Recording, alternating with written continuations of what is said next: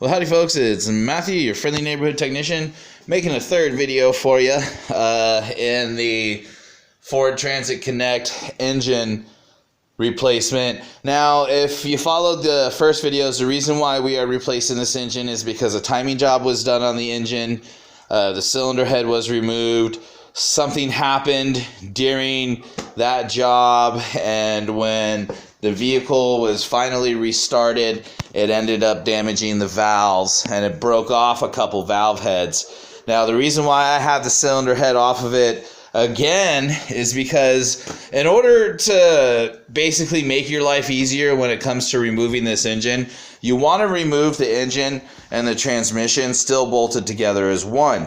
And then once you get your engine out and you have your other engine set up ready to go ahead and unbolt your transmission, bolt it to your new engine, and then get it all reinstalled. Part of bolting and unbolting a transmission from any engine, so long as it's an automatic, and let me see if I can get in here, get a good view, is to turn the engine over by hand until, let me see if I can find one for you here. You see that bolt right there? I apologize if the lighting isn't so good. As a matter of fact, let me pause it real quick and see if I can get some better lighting in here for you. Alright, and there you go. There's some better lighting. So you see those internal bolts right there? Nuts, actually. Those are nuts, not bolts. Okay, so there's 4 of them. 2, there's a third one, and there's a 4th one. And as you can see, the only way to access them is to turn the engine over. Okay, well, the problem that I was having is the engine was locked up. And that was due to, as you can see, those are the valve heads that we theorized had broke off, and that's what smashed that spark plug. So yeah, those are the valve heads. So those, along with the fact, if you can see, let me see if I can point it out here. So yeah, you can see here, here, here, and here, those spots. Alright, those are valve kisses. And so those valves were getting hung up as well. And I wasn't able to turn the engine over and gain access to those torque converters bolts. Now, some people might say, well, you could have just pulled the transmission with the torque converter still attached to the flywheel. Basically, what that would have done is, if I had removed the transmission, you can see right here where my finger is.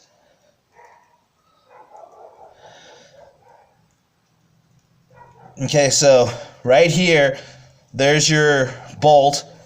Back here, right here, that's the torque converter. Let me see if I can get you some good focus here. Camera's just not wanting. There we go. Okay, and so that's your torque converter back here. That's what it's bolted to. You take this transmission off, you leave the torque converter just hanging there. On top of that, if you remove the transmission with the torque converter still connected, you take a high risk of damaging the splines and causing some damage inside of there, so that way when you try to line everything back up, it's not going to work. So it's worth it. Doesn't take a whole lot of extra time. And here's what I like about working for myself out of my own garage.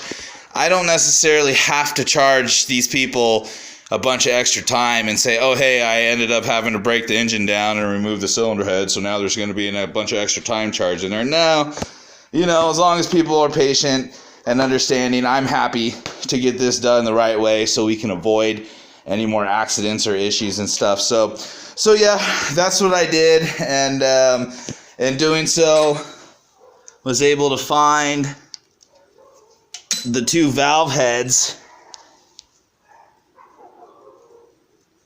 that were broken off. They were just sitting inside of there, and you can even see the damage that occurred now. Look at that, man. There's a chunk of metal in there. And you just see there's some holes knocked in the top of the piston. So that's just gnarly. So yeah, there you go, folks. Now that I'm able to turn that by hand this weekend, I'll go ahead and move forward with getting that transmission on that engine, and then we'll get that engine back in, and it'll be time to just start bolting everything back together. It's kind of like Legos. So, all right, folks. Well, thanks for watching my channel and supporting me, checking me out on YouTube and Patreon and GoFundMe. I really appreciate all of my supporters in the comments. If you have any questions, or if you're attempting a job yourself and you're not real sure what to do, or you get into in between a rock and a hard place, shoot me a comment. I'm real good at trading emails and helping walk you guys through your own do-it-yourself projects and all that other good stuff. All right, folks. Well, this is Matthew, your friendly neighborhood technician, signing off.